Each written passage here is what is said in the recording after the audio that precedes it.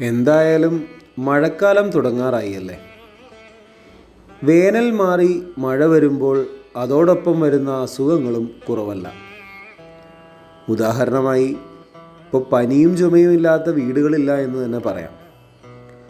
ഇത്തരം അവസരങ്ങളിൽ വളരെ ഉപയോഗപ്രദമാവുന്ന ഒരു ഔഷധ സസ്യത്തെ നമുക്ക് പരിചയപ്പെടാം. പർപ്പടകപ്പുല്ല്, ഓൾഡൻ ലാൻഡിയ കോറിംബോസ എന്ന ശാസ്ത്രനാമമുള്ള ഈ ചെടി നമ്മുടെ പറമ്പുകളിലെല്ലാം വളരെ സുലഭമാണ്.